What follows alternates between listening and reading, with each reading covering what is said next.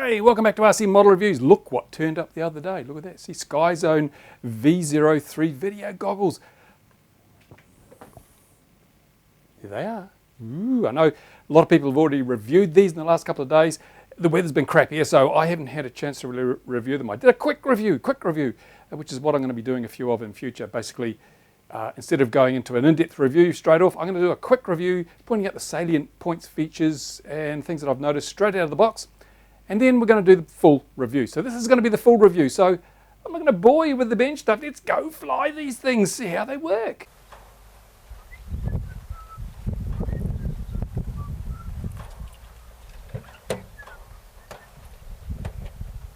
Right, here we are. Let's go. Hang on a minute. What the hell are these? Bloody rubber ducky. What are they? Oh.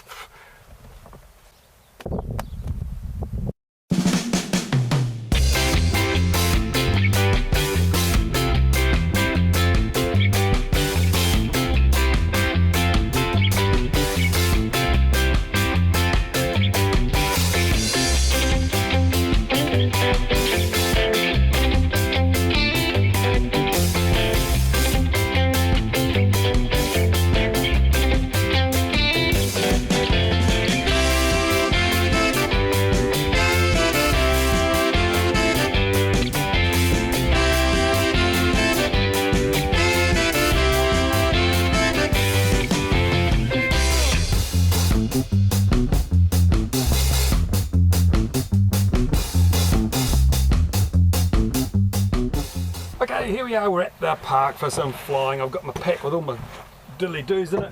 Today I'm going to use the Element, what is it, the MXP200 or something? I don't know what this is. It's X-Hopper, it's my beta quad. I love it. Only 3S, it's all it needs. It's so light and it's tough and all the motor shafts are bent, it shakes like hell. So it's perfect for testing stuff. My Sky Zones in their little case, see? And I've also brought along this other DVR. This is the red paws, because I'm going to compare the DVR footage from this to the DVR footage from the goggles, and I will be using the Tyrannus Q7S, or whatever it is, QX7S for this flight. Here we go. Oh, jump cut. And to make life interesting, I've also brought along the Ayewear Commanders. Sorry about the wind noise, it's pretty windy here today. Ayewear Commanders, and I'll be recording on that as well. Now I've got a patch on here. This is the patch from B-Rotor. And I've got another patch on here for the DVR. On the Skyzone, I've been running my normal 5-tune helical from the UK, sent to me by a viewer. That's really good.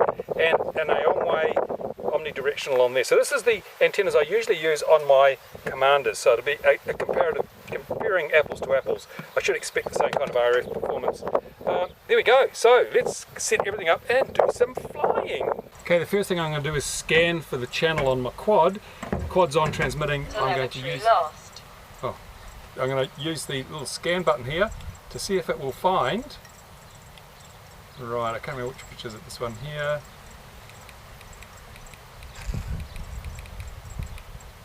On band F, and I forget how you start the scan. Is that it?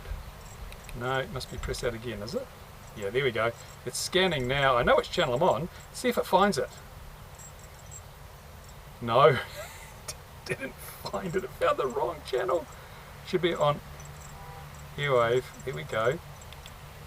No, it's scanning all the channels now. Has it found it this time? No, it's found a different channel again. I'm going to face the head away so that hopefully it's not going to get too much signal, maybe overwhelming it.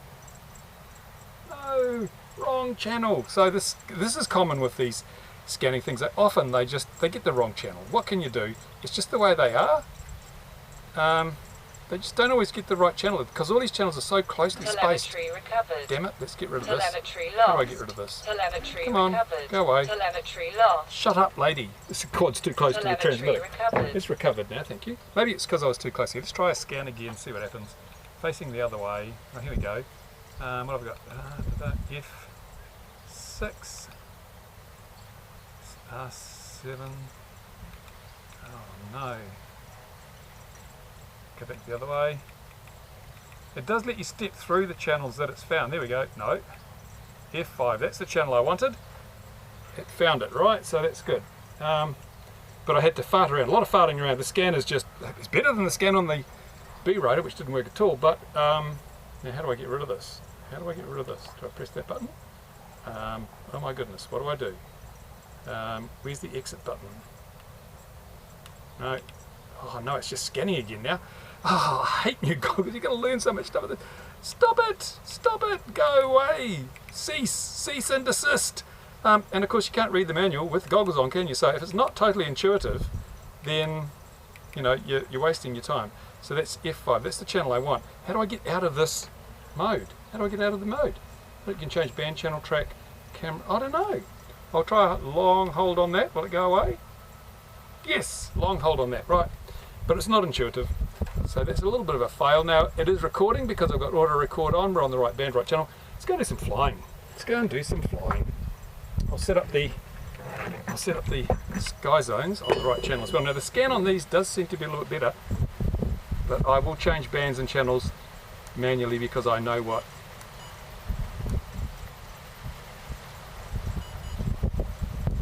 That's the channel I want, and I will start recording on this. If the DVR is working today, yes it is, woohoo! We're recording on that, right? And I will also take this out and record on this.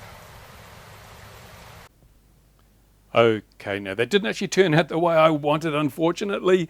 The wind was so strong that the wind noise obliterated my microphone when I was at the local park. So my commentary of that flight was completely useless, which means I had to come and do it again. So I did the flight, a narrated flight here at the airfield today. So listen to what I say. And here is the DVR footage from the Skyzone SKY03, from the Red Pause DVR, which I'll get here. That's the Red Pause DVR, which is I reviewed a little while ago, and from the AonWay Commander. So you can compare the performance of the different DVRs and see what you think. We've got all three DVRs going.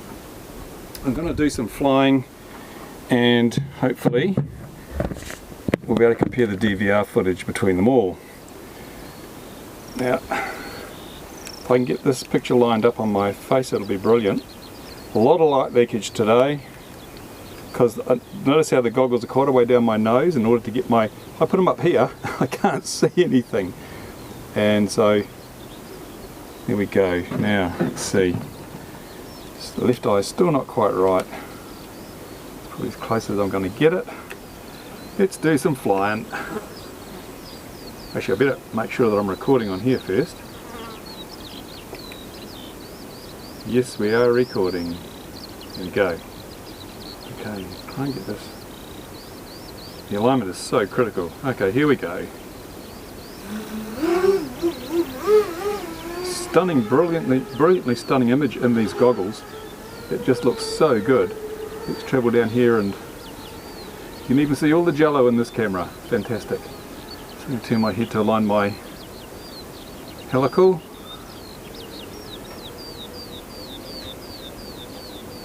I'm expecting a battery warning soon from my tired old battery.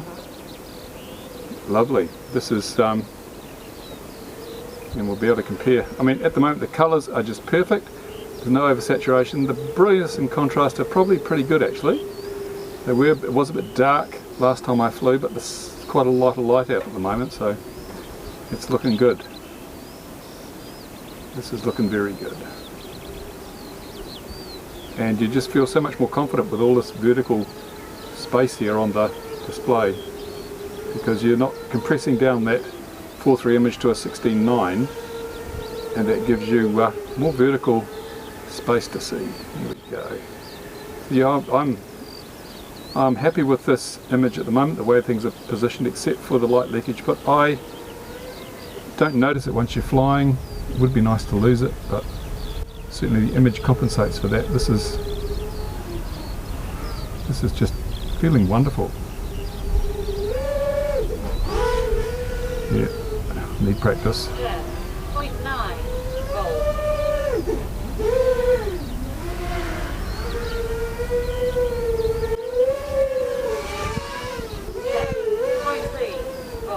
Yeah, shaky thumbs today, and my battery's critical, so there we go. Now, I call this a great FPV experience, but I know that if these goggles move 1 millimeter from my eyes, it's going to be a bad FPV experience.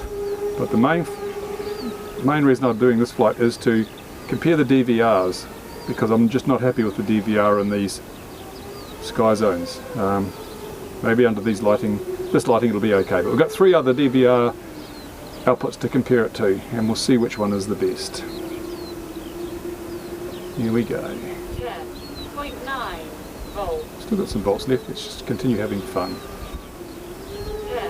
10.9 volts. My beta quad.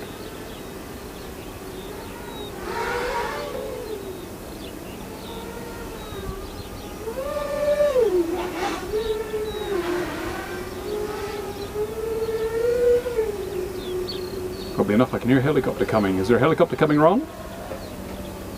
Can you hear that? Yep, we're shooting the runway. Okay, I'm coming in then.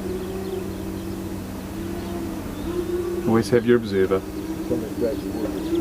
And here's observer Ron, alerting me to the helicopter.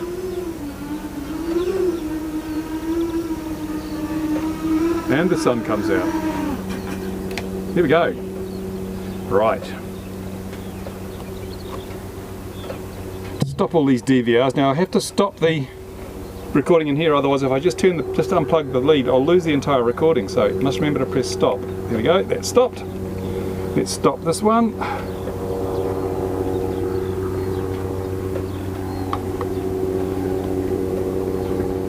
Oh no, I think I just started that one. No, do I have to hold it down? What's the guts? I'm going to record. Stop. There we go. Nothing's perfect. Wow, this is really hot. It's been in the sun. It's really hot. Black, cold.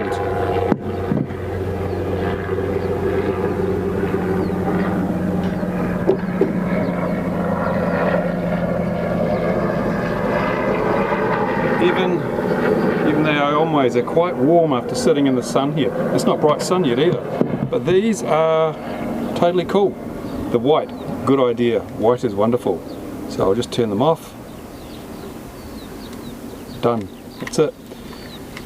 Let's compare the DVR footage. Right, I haven't actually seen the images from the DVR footage today, so I won't comment too much except to say, well, when I come to talking about the DVR, I'll talk about the footage we've just seen. But let's do a quick run around of the goggles. I did this initially in my quick review, my mini review of the Skyzone SKY03 goggles. Now I'm just going to do it here, just very, very briefly. First of all, these are FPV goggles. Pretty obvious, isn't it? They, in line with all the other Skyzone offerings, they have a forward-facing camera, which is much better in these than the original ones because it's nowhere near as wide a view. A lot of people say it's a gimmick, but I actually find it quite handy for reasons I'll explain later. There is a fan. Fan is a must-have. The old Skyzones, and to be honest, the only reason I stopped using these was because they didn't have a fan in them, and they fogged up so very, very poorly. You know, 5 seconds into a flight, you got to wipe the mist off your optics. It was terrible. This obviously fan solves the problem. Of course, the Aomway Commanders had a fan. There it is, little fan underneath. This fan's much bigger, much more powerful. I'll get onto that a little later on.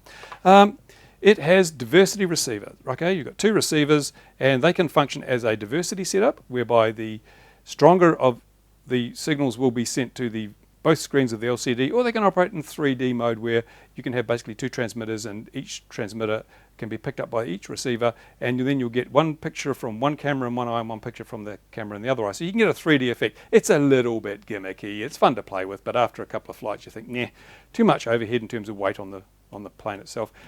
Inside here we have some really good LCDs. They're 800 by 600, 800 pixels by 600, which is a whole lot better than the old Skyzones and the Aomway Commanders, certainly in the vertical plane, because this is not 16:9. This isn't the rectangular format we're used to with the Commanders and the original Skyzones. This is a 4:3, going back to the old 4:3 image, which is almost square. So the vertical resolution here is much, much greater in terms of the number of pixels used to display it. I think the Commanders and the Skyzones, I could be wrong, I think they're 480 vertical pixels. These are 600 vertical pixels. So you can see a lot more precision in displaying the vertical content. And because it's not compressed down,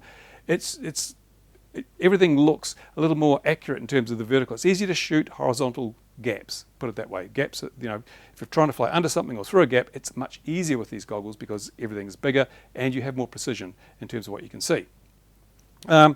We have all the usual buttons here. There are buttons to control just about everything. Unfortunately, I'll talk about that later too. Many of the buttons do many things, so it's really easy to get confused. Underneath, we have head tracker connector. Okay, and coming with that, of course, there are the requisite cables, which I set aside carefully here so I wouldn't lose. Here we go, in the box. Of course they are. Right, the head tracking cables comes with 2 cables. Comes with one to our Futaba connector. That's the standard Futaba connector in the back. And then this plugs into your goggles. And one for the JR, Turnigy, everything else, Fly Sky type transmitter there. Jack point goes into the back of your transmitter. That goes into the goggles. For head tracking, all very well and good. Not a lot of people use head tracking, but if you want to, hey, they're providing the cable to do it. And you get an AV cable, which has got your typical multi-ring 3.5 millimeter jack, and then the red, yellow, and white connectors out there, RCA connectors. So that's all very well and good. Now, it has an HDMI input. I haven't tried it yet, but I do believe that the HDMI doesn't scale. So you will get, if you're looking at a high definition source, an HDMI source, it's usually 16:9 aspect ratio. If you plug it in there, it's going to come out 4:3. So everything will look kind of tall and stretched in the vertical plane. I've been told, I haven't checked that yet, but that's what I've been told. Has a USB connector. I don't know why it has a USB connector. There is no onboard battery, which is a good thing. Hate goggles with onboard batteries, because if the batteries go flat or if the batteries fail, oh man, it's just dead weight then, isn't it? So yeah, I don't think that's going to be for software update. Skyzone hasn't been particularly keen to provide updates to their software on the goggles, so I think this is just, I don't know what it's for. Maybe you can download the SD card contents. I don't know why. It's much easier just to pop it out than to download through there.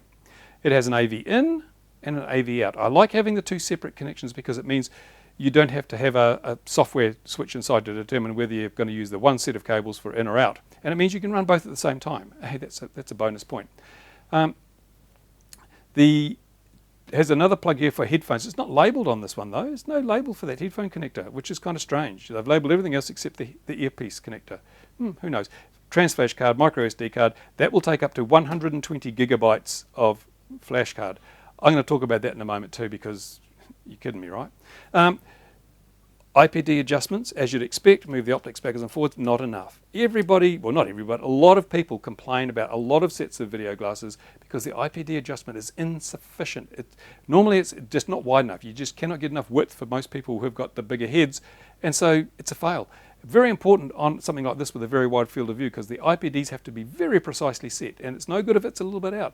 I find on these ones that the left IPD just doesn't go left far enough for me. It's very marginal. It is probably okay, but I wish it could go a little bit further. Why don't manufacturers just, I mean, goodness me, just add a few mils. What's it going to cost you? And it would open the market to a much greater number of users. There's a single strap on these goggles. I noticed that, I think it was AndyRC, he got a top strap with his. I didn't get a top strap.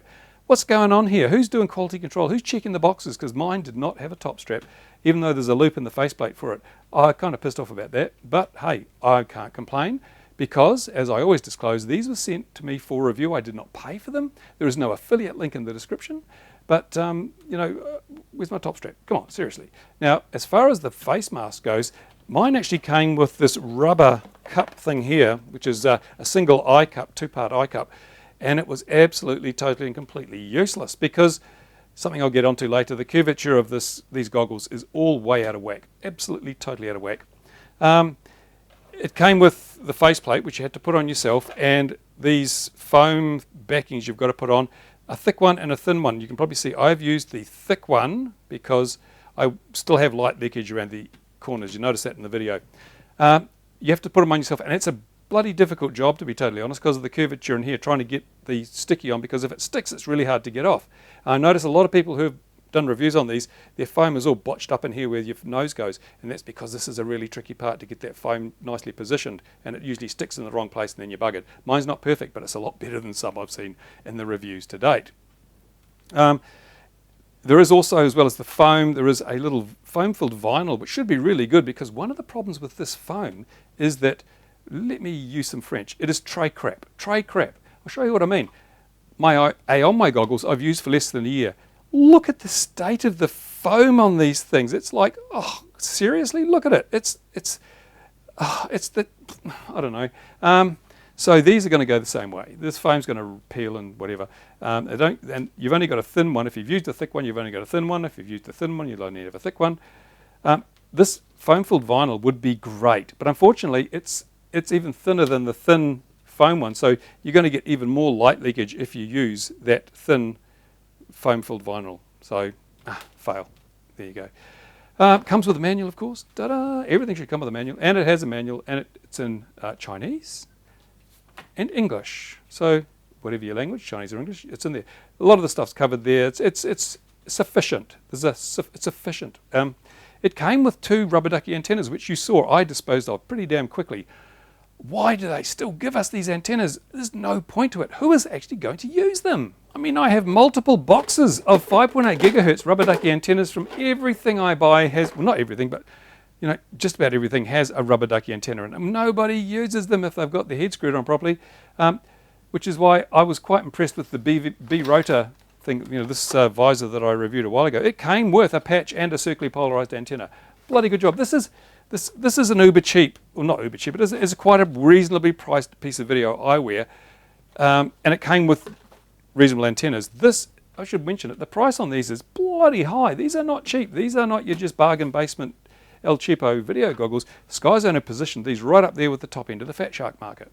And so to compete with the best of Fatshark, they're going to have to be pretty damn good.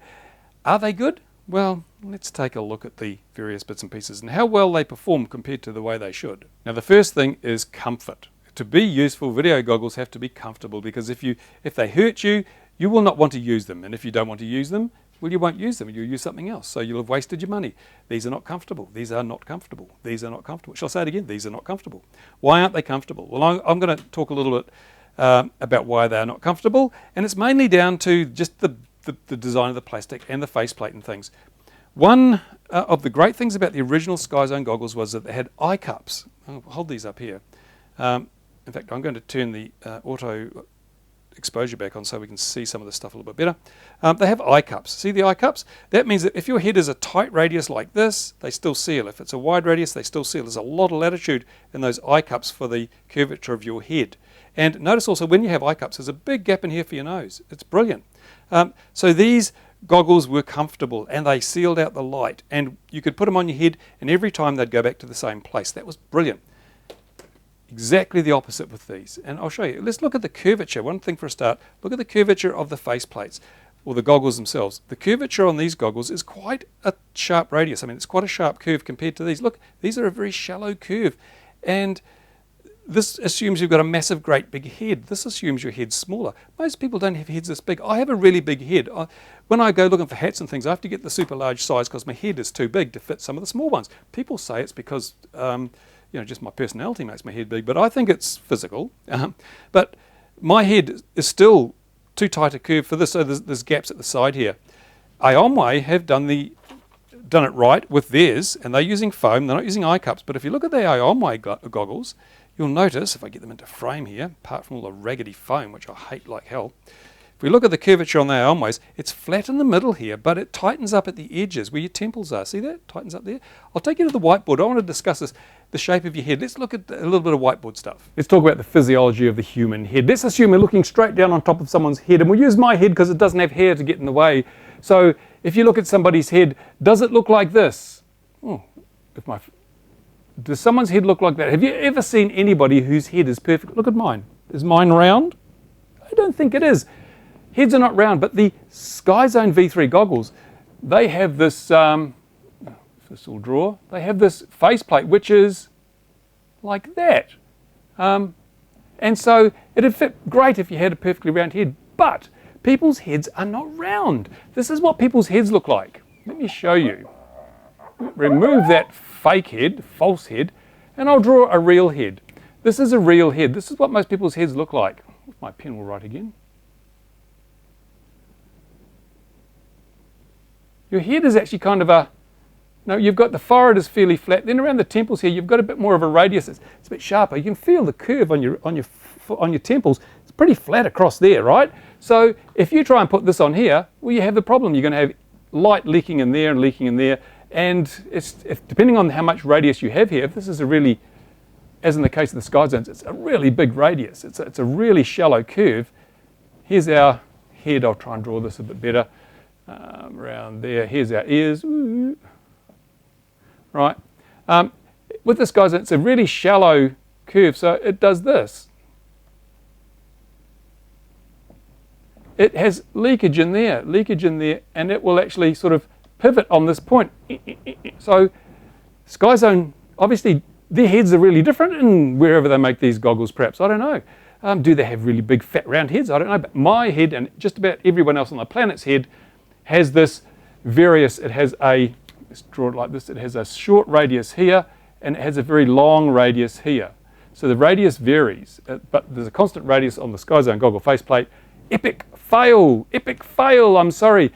Need to go back to school, learn about human anatomy, I'm afraid. Right, so you can see that these are just not designed for the average human head. Not designed. And I'm going to point you at another channel right now. There's a link in the description of this channel because there's another even bigger flaw in the design of these goggles. And a channel called NJTech, brilliant, has done a brilliant video. Fantastic. He has nailed the reason why these goggles simply are so hard to get adjusted on your face and why you've got a compromise between comfort and the image that you get. Why I use them halfway down my nose and why I had so much light leakage. Go and have a look at his video, but I'll just quickly summarize it here. And that is the way that your body is built, the bridge of your nose, that's the little dimple right at the top where your nose joins onto your forehead, that generally lines up with the middle of your eyes, And you can see it on, let's have a look. You can see it on here. Here's the original Fatsharks, the original Skyzones, the ones that I like, and most people do. A lot of people like these goggles. If we look here, there's a curve here where your nose goes, and the center of that curve lines up with the center of the optics. You know, if you draw a line across there, so that when the top of your nose is there, your eyes are lined up with the middle of the optics here, right? And that's important because you have to have your eyes lined up with the optics to get a good image. And it's really, really important if you have a big field of view because everything becomes more critical. If we look at the Skyzones, the bridge of your nose can only go up to here. And if you look, you're actually in line with the bottom of the optics. So the goggles are going to sit way high on your face if you have it in a comfortable position. So what you have to do is slide them down your nose so that your eyes move up until you're lined up there. And then the goggles are halfway down your nose. You've got light leaking in the bottom. And as you slide them down your nose, they move further away from your eyes. So then you start getting blurring in the edges. Go and look at NJTech's video. He'll explain it all much better than I have.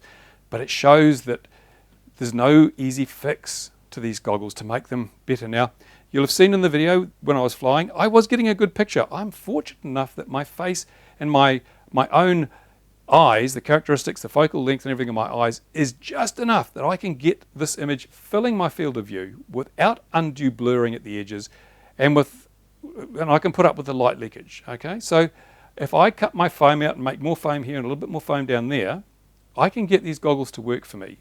But I think very few other people will. I know AndyRC, when he reviewed them, he can't get the IPDs far enough apart, okay? And other people have complained that they have similar problems with they just don't fit your face.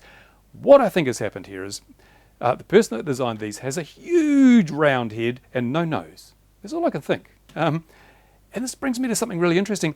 Skyzone sort of set new benchmarks in the industry with these version 1s. They introduced 16:9, which was totally unheard of at the time, and it gave you a much wider horizontal field of view, and people liked that. It was good.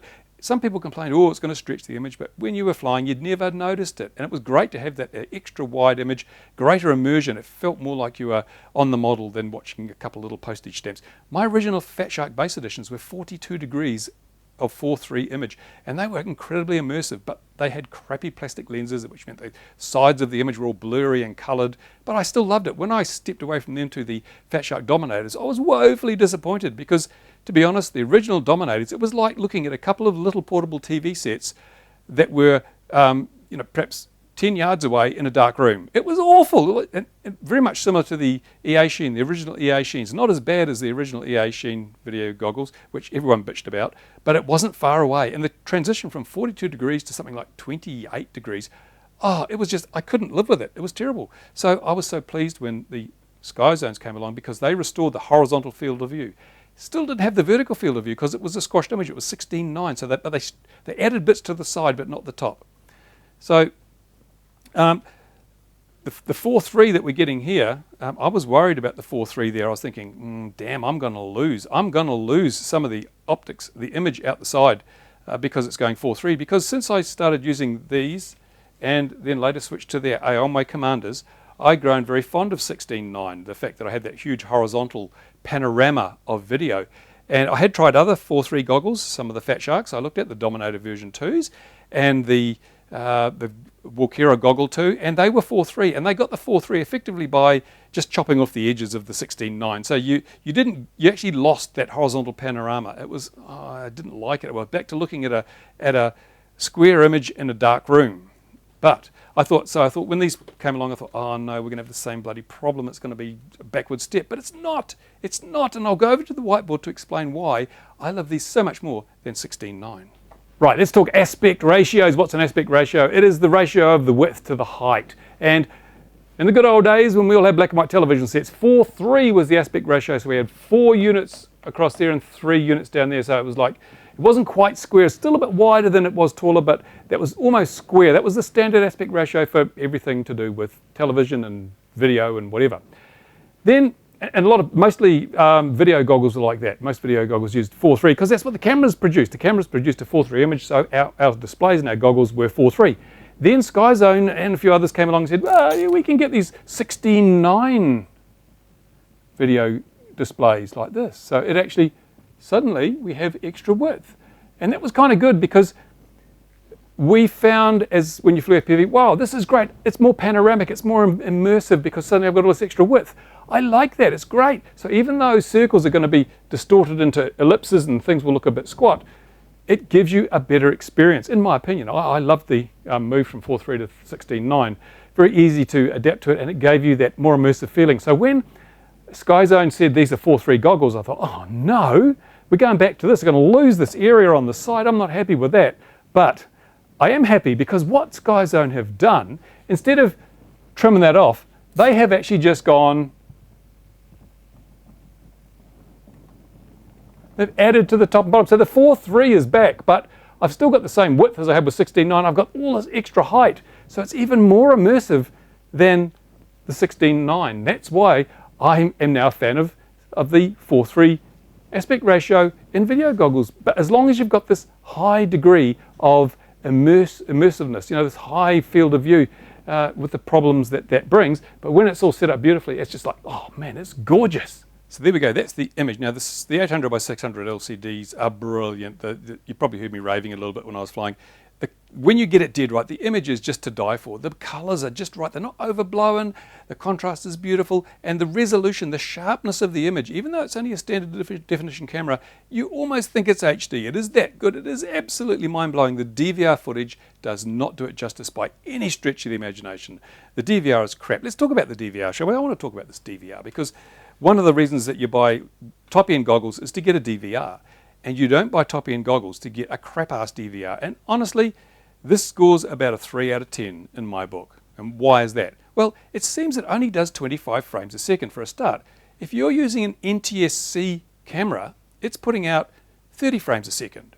But this is only going to record 25 frames a second. What happens to the other 5 frames? Well, it seems, I don't know. Normally, when you have a pull down like that, which is pulling down from 30 to 25, you drop every other, you drop 5 frames per second basically, and that can produce choppy video. And in fact, the video from here does look a bit choppy. And something even stranger, if you're watching an NTS signal, which is 30 frames a second, it has a vertical resolution of 500 and something lines, I forget what it is, you get a video signal, a recorded file which is 720 horizontal pixels by 575, I think it is, vertical lines. So it has a 575 lines of vertical resolution. And it's about the same as the NTSC. If you go and record a PAL signal on here, the vertical resolution drops to 480 pixels. What? But PAL has actually 625 lines of vertical resolution. So it just makes no sense. I don't know what they're doing with this DVR. It's really left me scratching my head. Also, under some conditions, the DVR drops frames, and it even gets frames out of sequence. Take a look at this. This was me flying the other night at the park. I'm flying along and then, boom, what is that? Let's go back and look at that slowly. Forward, forward, forwards, backwards, forwards. What? There is a frame completely out of sequence there. It appears as if my quad jumps backwards for a moment and then carries on going forwards. The DVR has completely screwed up the frame sequencing. There's something seriously wrong with the DVR. And also, look at the colors. I don't know if it's showing up in today's footage, but under those lighting conditions, the colors were just so blown out, totally blown out, that you lose all detail. The grass is a green plane of sameness. Compared to other DVRs, which have a lower saturation of the color, you get the details. So the DVR, it's one of the worst DVRs I've seen. And it uses, surprisingly, it uses the Apple QuickTime MOV format, H.264 encoder. It should be really good, but it's only a 6 megabits per second data rate. And this is another thing I want to talk about. Remember I mentioned this has a capacity of up to 128 gigabytes of micro SD card. So why is it only recording at 6 megabits per second? By recording at such a low bit rate, you're getting a really crappy image. It's really, really awful. I think it's awful compared to some of the other DVRs that I've got. And if you've got the ability to hold such a huge micro SD card, why don't you bump the bit rate up to 10 or 15 megabits a second? You could get a crystal clear, super sharp image that rivaled the image coming out of the LCDs themselves. And that would be great. That's what I would expect in a premium goggle, because I haven't worked it out, but you're probably going to get days worth of recording on your 128 gigabyte SD card with the current bit rate. No one needs days of recording on their micro SD card. What I'd rather have is good quality recording. If I can put a 32 gig card in there and get an entire day's recording, that's fine. That's all I want, especially if that's super crystal sharp. But it's not. It's not good. I don't like the DVR at all. And considering this is supposed to be a top-end piece of kit, there's no excuse for having a substandard DVR in there. The Fatshark DVR is streets ahead. It's miles ahead, much, much better. And even the usability of the DVR is kind of, if you want to go back and look at images and things, you've got to wade through menus and crap. And the worst feature of it all is you may start your recording, and it has an auto start too. That's kind of cool. If you set it up, it will auto start so that you turn your goggles on, you've got snow, the DVR is sitting in standby. As soon as you turn on your video transmitter, it will start recording automatically. That is a brilliant thing, because everyone has taken off, done a flight, and realized, oh damn, I forgot to record my flight. This can prevent that. But the problem is, if you then just pull the power plug on your goggles without stopping the recording, everything that's been recorded in that flight is lost. It doesn't have any kind of super cap to have an orderly shutdown and save the file. It just, bing, gone. That is not what I expect from top-end goggles. These are expensive. I expect something better. I think the Fatsharks have a super cap and they have an orderly shutdown, so you won't lose your video file if you pull the power plug without stopping the recording. Skyzone is going into a market where it wants to compete with Fatshark, but they are delivering performance, which in some areas, which is way less than their Commanders, which are over $100 cheaper. No, it's not very good. Okay, so that's the DVR. I am not impressed with the DVR. Now let's talk about this fan. As I said, fans are crucial. A fan is a very important part of modern goggles, and that's the basic reason why I stopped using my version 1 Skyzones. It wasn't the image, it wasn't anything else. It was the fact that they would fog up at the drop of a hat. And that's why I went to the Commanders, which have that little fan in there. And it's quite a small fan. And the BV rotor, or the BV1 from B-Rotor, has a fan too. But this is a big visor, right? Massive big visor. Look at the size of the fans. Do the comparison. Look how much bigger the fan is on the Skyzones. You might think, whoa, that's pretty damn good. You can't have too much fan. Well, you can have too much fan. And this is a perfect example of having too much fan. A fan doesn't have to do a very complicated job. It should really, all you need to be able to do is turn it on and turn it off. And it should just blow enough air through just to stop it fogging up. There, done. No, for some reason Skyzone, instead of spending time, effort and money making the DVR work well, they've put money into the fan. They've put a little short of industrial strength fan in there. And on the menus, they've added a whole lot of options. You can basically run the fan at, what is it, ultra low, low, medium, high, and so 5 different speed levels for the fan. You don't need 5 speed levels from that fan. The only one I use, and which does the job perfectly, is ultra low. All the other speed levels, the other more powerful ones, complete waste of time. If you put this on full power, it will blow your eyeballs out your ears, and that's not good. So why have they done that? Someone had to write the firmware for the menus to enable you to change the fan speed. Someone had to design the little pulse width modulated motor control. Someone had to, you've got to buy the parts, have to go on the boards, part of the build process. It's put the price of these goggles up. It's one of the reasons why they're so expensive. But No one gives a damn about multi-speed menu-controlled fans. They just want a fan that stops your goggles fogging up. People do care about a decent picture from the DVR. So they have not spent their money in the right place, in my humble opinion. In fact, I'd go as far as to say that Skyzone hasn't consulted a single person in respect to the design of these goggles. I think someone in Skyzone thinks, wow, our earlier goggles have been so good, we know exactly what's going on, and we don't need to talk to people, we don't need to ask them what they want, we'll tell them what they want, and they'll lap it up, and they're wrong. Because for a start, as I said, let's put it this way, if you went out to a field where there were lots of people flying FPV and said, hey, what would you rather have, a decent DVR or a chintzy industrial strength fan that'll blow your eyeballs out your ears? They would all say, we'd like a good DVR, please. So no one asked them, obviously. You know, if you're going to spend the money, spend it on the bits that count, not the fluff. And then I'm going to show you something that's even more proof that Skyzone did not consult with their market. Now prepare to be wowed. And I'm going to press a button here. You watch what happens. Oh, look at that. And that, and that, and that, and that. It's got an LED bar that flashes different colours, or it can be fixed any colour you like, as long as that's the colour they offer. And then it gets even better because you get the blinky and look, oh, look at this. That's like the Cylon, and you get the Knight Rider 2000 coming up here. Look at that. Man, who wouldn't kill for that?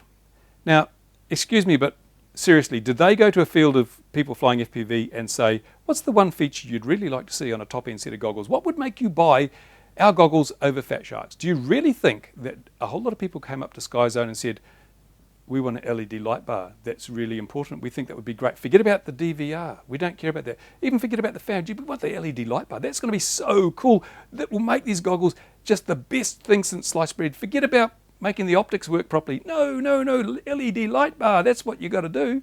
Of course, no one said that. So where did Skyzone get this idea? I suspect that the engineer's son, who's a Star Wars fan and has Jedi figures all over his wall, he probably said, oh man, do that, Dad, do that, that'll be really cool. And Dad, being the nice guy he is, said, right, we'll build that in there. Well, there's another subboard, there's a whole lot of LEDs, there's some control circuitry, because remember, you can cycle through all these options here. It's not just a dumb LED strip, it's got flashy, blinky, different coloured, all sorts of carry on here. So that's what happened. Instead of focusing on the important bits like the DVR, they've focused on the fluff, like a multiple leveled industrial grade fan that'll blow your eyeballs out your ears, and blinky lights. No, that's not the way it works. So, but you might think, hey, this is cool. I can go out to the field and I can impress my friends. I can show them that I've got this latest, coolest damn thing here with these blinky lights. Look at this. I can be really happy about that. At least I've got something that's different. But your friends won't know you've got blinky lights. I'll tell you why. You notice I've dimmed the studio lighting. I've dimmed it because if I turn the studio lighting back on, and inside the studio it's nowhere near as light as it is outside. It's only a fraction of the brilliance of outside. Suddenly this is nowhere near as obvious, is it? It doesn't really pop anymore. And if you go out in the sunlight, you just can't see that. And when's the best time to fly FPV? On a nice warm day when the sun's out. So your friends won't know you've got the blinky lights going, but surprisingly enough, you will, because if we look inside here, you can see there is light leakage, and in fact, the light leaks around the edge of the LCDs, so when you're flying, if you've got the blinky lights on, you can see the blinkiness in your eye, in your field of view, and it's distracting and annoying, and why would you do that? Why would you do that? You wouldn't. So this LED lighting thing, seriously, I mean, it's a joke. It is absolutely a joke, and it speaks, as I say, Skyzone, nobody told you to put that in there, did they? You just put that in yourself. And why didn't you just listen to them? Why didn't you go out to a field of FPV flyers and ask them for their input? You would have got a much, much, much better product than what you got here. This is the triumph of engineering over design. This is such a poorly designed product from the point of view of the optics, from the ergonomics, because let me talk a bit more about these buttons. As I said, all these buttons have different functions. There's a menu system in there. If you want to see a good example of the menu system, look at, I think it was AndyRC, went through all the menus to show you what happens. I'll put a link to his review in the description of this one. And you'll see that each of these buttons does so many different things. It is really, really hard to get to grips with what does what and what you should push next. You've got a manual, but you can't read the manual with your goggles on. And as you'll have seen in the setup when I went down to the park, even just scanning to find the right channel was a nightmare. How do you get out of the scan menu and which button does what and which? There's no on-screen help. There should be some little prompts on the LCDs, you know, like press camera to escape. No, it doesn't even tell you that. I mean, you've got the screen there. You might as well do it. Oh, that is terrible. And let me tell you about the final real big mistake they made with these goggles. Right, there's 3 sets of goggles in shot at the moment. You've got the Skyzones, you've got the AOMI Commanders, and you've got the original Skyzone version 1s.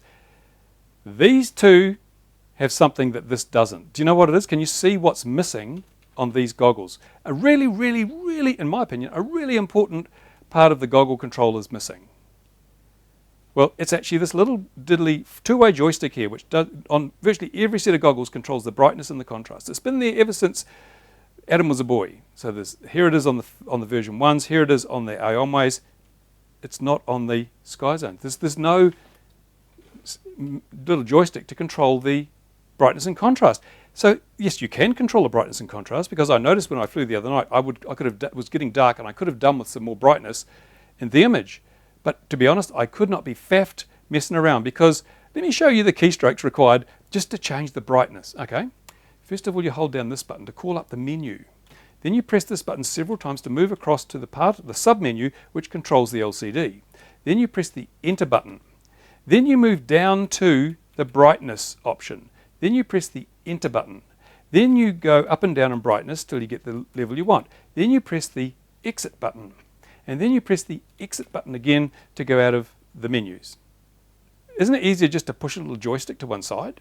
Because if you wanted to do the contrast, you have to go through and do that again. It is so cumbersome, so difficult, so awkward. Why not leave the little joystick in there? And in fact, if they'd left the joystick in there, it'd be so much easier to navigate the on-screen menus as well. You could use it as a menu navigation tool. What on earth possessed Skyzone to take that control out and stick it behind, and stick the most important controls, one of the most important controls on your goggles, the brightness and contrast settings, behind a wall of impenetrable menus, which require you to remember what all the buttons do when you can't see the manual because you've got them on. I'm sorry, but again, this speaks to my assertion that Skyzone didn't consult with anybody. If you'd gone to that field of FPV flyers and said, hey, we're going to take that little button out, what do you think? They'd have all said, no, leave that in there, we use that, because you go out to fly in the morning and there's overcast, so you bump up your contrast and brightness to get a good picture. Later on the sun comes out, so you want to bump them down again if you want the really best visual experience.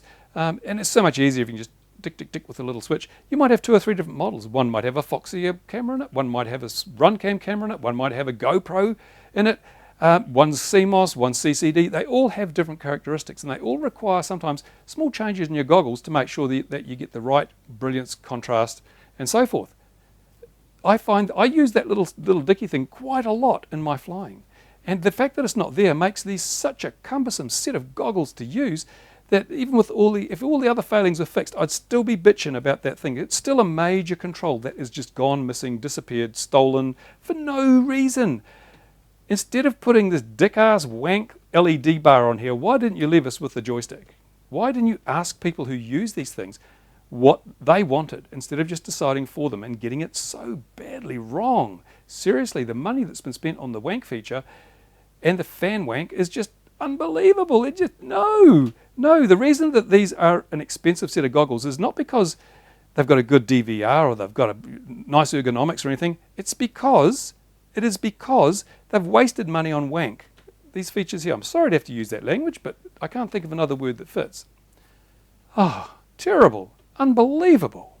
Right, I've heaped a pile of crap on these goggles. Some of it may be unfair, I don't know what you think, but I'm going to finish on some positive notes. Right, first of all, this button here, bloody brilliant, fan-bloody-tastic. Not that fan, but just fantastic. These goggles come with a power lead, which has a conventional right-angle barrel connector here. You know, most goggles have these. In the Fatsharks, it's a short little lead off to your battery, and a lot of other goggles. Most goggles, you have to plug and unplug this to turn your goggles off and on. You don't want to leave your goggles on all the time because the battery goes flat. These things suck a bit of juice. This is nearly an amp, I think. It's a really thirsty beast, these goggles. So you don't want to leave your goggles turned on all the time. And today, you've just pulled out the little connector and pushed it back in, which means that these wires get bent and they break. You've seen my teardown of the AOMI Commanders, and it was actually the power lead that was at fault. And I've had a couple of other power leads fail as well. So the less stress you put on these, the better. And what Skyzone have done, brilliant. You plug that in and the goggles don't go. until you press the power button. Power button, brilliant idea. You know, as I said, I think I might have said before, power button, brilliant idea. Who'd have thought of that? So you hold the power button down and there's a beep. There you go. It's on. The goggles are going. If you want to turn it off, you hold the power button down again. And even better, by default, the fan is just sitting there doing nothing, because I'm going to show you the fan now. I'm sorry, I meant to end on a high, but I've got to show you this. There's the fan. As you can see, it's not turning. If I press that power button again, the fan starts turning, and it makes a noise. Now, this is on the ultra-low setting. This is as low as you can get that fan to go. I'm going to go into the menus, and I'm going to turn it up a bit. I'm going to hold this up here by my head, so the microphone will probably pick up the fan noise. I go into the menu. Here we go. Go across to fan. Where is it? Down there. I go down to fan. I press enter. Now I can control the fan speed. We're on ultra low at the moment. Let's just step through the fan settings, okay? Ultra low, low, medium, high. Can you hear that? It sounds like I'm flying a turbine model. The noise of that fan is astonishing. I'm going to put them as far away as they would be from my ears. Can you hear that? And my eyeballs are coming out my ears when I do that. And that's the, yeah, that's high. I think full is the next option.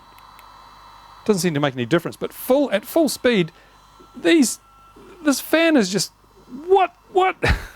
But fortunately, you can turn the fan off and on with the button. So just press the button and the fan stops and silence is preserved. But the problem with using such a large fan is that you end up with so much noise that you don't want to use it. Let me turn it off through the menus. Come on, get round to off. Low, medium. Oh, it doesn't have an off. That's right, I have to go to ultra low. Oh, back up there. There we go. Yeah, so if they'd used a smaller fan, they wouldn't need all this crap. And when it was going, it wouldn't make so much noise, because even on the ultra low, it's still a noisy fan. So use a smaller fan, like, in fact, with the commanders, the on-way commanders, I have to actually put that right up to my ear to hear if the fan's going, because sometimes I forget whether I've turned the fan on or not. These, you cannot forget you've turned that fan on. One final thing, as they go to AndyRC's channel, I'll put a link to the video concerned in the description of this, to take a look at the menus and on-screen display. One thing I think is really missing is just a little red dot that flashes off and on, or a little REC to tell you you're recording, because it is possible, even with the auto record function, to not record a flight. I found that out the other night. I went out to fly, had a really good flight. Woohoo, I thought, got down, damn, it didn't record it. The auto record didn't work. So, and of course, there's no indication on the display, once the OSD's timed out, that you're recording or not. So you don't know. The on-ways have a little REC flash up in the corner. It's great. You can always tell if you're recording or not. You can't in these unless you leave the OSD on full time. But I don't want a big blue bar across the top of my screen. I just want a little flashing indicator so that I can see if we're recording. Bad. It's crap. I don't like that, the way they've set this up. You've got a choice of either having to have the whole top of your screen obliterated by an OSD, or not knowing whether you're in record mode. Not good enough. I mean, again, they didn't ask anybody, did they? They really didn't ask anybody, because these are the things that other people would have picked up very quickly, simply and easily. I mean, my review's a bit late on these goggles, because I have spent quite some time playing with them, just hoping that I would get all the fine details and the things sorted out. I did my mini review, which was really much, pretty much a first look. And I'm very cautious about doing first looks on. The reason for being so cautious is because sometimes you get it wrong. Sometimes you get a product and it's not so much a failing in the product as a lack of familiarization on your part, or you think a product's really good until you get out there and use it. So I gave the mini review, and I was right on the money though. I think right from the get-go I was able to pick up most of the issues, but having used these a lot longer now, I think I was dead right, and I still hate the DVR and the other things I've mentioned today. So what is Skyzone going to do with these goggles? Okay, now would I recommend you buy these goggles? Well, if you have a round head and no nose, these are going to be bloody brilliant in terms of the picture quality. I'm going to continue using them. It may surprise some of you. I am ending this on a bit of a high. I'm going to continue using these goggles because when they work, when they're lined up on your eyes, that is just the best picture I've ever seen in a set of FPV goggles. It is so close to, it makes you feel like it's HD, makes you feel really connected. Honestly, you can forget you're flying FPV. You can think you're sitting on the front of that model and you're actually in the air. It is that good. It is bloody fantastic. I can forget about the crappy DVR that's going to screw up my footage and I'm not going to be able to relive the flight because it's all muddy and oversaturated and dropping frames. I can forget about that. I can forget about the fact that the fan is busy either trying to blow my eyeballs out my ears or making so much noise that it distracts from the flying. I can forget about the other aspects. I can forget they've put a blinky light in there I'm never, ever, ever going to use. And I can forget that if I accidentally pull the power lead out, my video recording will be lost because I'm not going to use the DVR, it's crap. So I can forget about all those things because the quality of the image, when it's just lined up perfectly, is brilliant. It is fan-bloody-tastic. I really wish that Skyzone had spoken to NJTech, who seems to know a bit about human engineering, and built these things so they fitted on your face. Really, if they'd done that, all the other sins, I could forgive, but no, they haven't. And the other thing is the price. If these were the same price as our AOMI Commanders, then they probably still wouldn't be as good of value, because although they have that stunning image, they're just deficient in so many other areas. And really, seriously, do you want to be seen at the field with this wanky light bar? I'll put tape over it. Put some tape over it. Even if you don't turn it on, people will know it's there unless you tape over it. So Skyzone, I don't think Skyzone are going to sell many of these. The reviews to date have universally been bad, and for a reason, because it's not easy to fix this problem. How can you fix it when it's something that involves the whole case of the goggles? There's no easy fix. A new faceplate isn't going to fix it. As NJTech says, you have to grind the snot out of that, take your Dremel out, knock a hole in there. But there's other bits. You can see the screws in there, there's posts. You can't easily make that hole bigger. So potentially very, very good, but so flawed in its execution. I would say to Skyzone, you don't know everything about FPV video wear. You had a really good product with the version 1s, and the version 2s weren't too bad, although mine blew up after just 2 hours of use, and you wouldn't provide me with parts. I would say go back to the market. Go and ask people. Don't tell them, ask them what they want. And listen to them. Really, really listen to them. Don't listen to the engineer's son. Listen to the people who you want to buy this product. They're the people you've got to convince and deliver something really, really attractive to. At the moment, Fatsharks eat these for breakfast at the price point these are aimed at, because Fatshark has they just work. Yeah, they don't have a diversity receiver built in, but you can buy one for a pretty low price these days and get your diversity. And Fatsharks fit your face. And Fatsharks give a picture which is, 95% as good as this could possibly deliver. This could produce a better picture than the Fatshark HDs, but it doesn't because of the design of the plastic. And Fatshark have a fan that doesn't, blow your eyes out your eyeballs and have stupid. Fatshark doesn't have stupid menus that get in the way and dedicate so much time, resource, and money to wank factors like light bars and multi-level speed fans. So Skyzone, listen, you should, when you come up with these things, first of all, do what Runcam did. Go out and ask the FPV community, what do you want? Tell us what you want in a set of goggles. Plenty of people will give you their opinions. You don't have to listen to them all, but it will give you an indication of what the market's expecting, what it demands, what it wants in an expensive set of FPV eyewear. Then take all those specifications, put them together, produce some prototypes and send them out to people who know what they're talking about. Send it to NJTech. He knows what he's talking about. Send it to AndyRC. He knows what he's talking about. Send some to me. I know what I'm talking about. And we'll give you some guidance. We'll tell you about things that are really, really bad, things that could be improved. And if you do that, at the end of that process, you will have a product that will kill Fatshark. You will have a product that will wipe everything else off the market. You will have a really good product and you will sell lots of them. Will you sell lots of these? I don't think so. But as I say, I'm going to continue using it because I just relish that picture. I've got a standalone DVR. I can use the standalone DVR. I'm happy to piss around getting this positioned exactly on my face. I'm going to make some more foam here to block the light out. I will just have to remember not to pull the plug out the side. It will be easier because we've got the power button to lose all my video footage. I won't use the wanky light bar. So the bad sides of this, I'm prepared to overlook them because I just love that picture. When it all gels together and everything fits in, that picture is just the best I've seen. And I'm the kind of FPV flyer, I don't have OSDs and crap in my thing. I fly bareback. I want to be sitting on the front of that model when I fly it. And this is the closest I've come to doing that. Closest I've come. And that's my major consideration with FPV glasses. And I wouldn't buy these, but I will use them. Okay, so if the price point was lower, I probably would buy them, but not at the price they're asking. There you go. Hope this has helped you out. And so put comments, questions in the usual place. And I would have to say that or also ask whether you like the mini reviews. I put the full review and the mini review up at the same time because I think, how long has this video been? I don't know. When I've edited it up, it's probably going to be 3/4 of an hour. And a lot of people just don't want to wade through 3/4 of an hour of me waffling on about something like this. Mini review gives you that information in 3 minutes. So I'm going to try and do more mini reviews on products that would otherwise take a long time to review, and the full review as well. So there you go. My SD card is almost full, so I have to stop now anyway.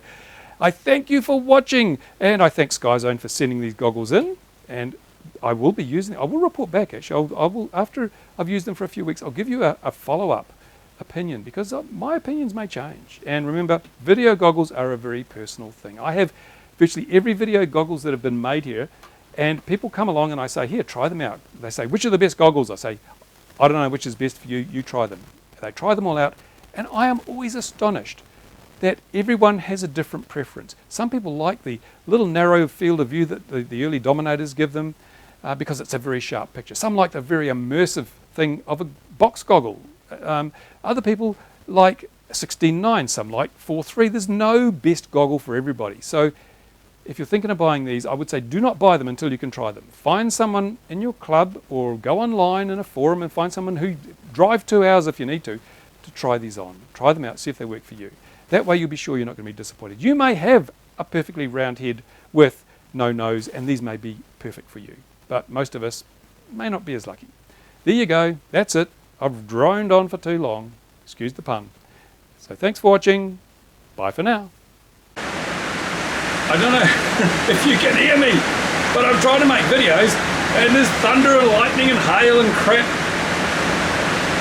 How can you make a video when all this shit's going on? Oh, I tell you, this summer has been the worst, absolutely the worst. And I've got all these videos I'm lining up to do.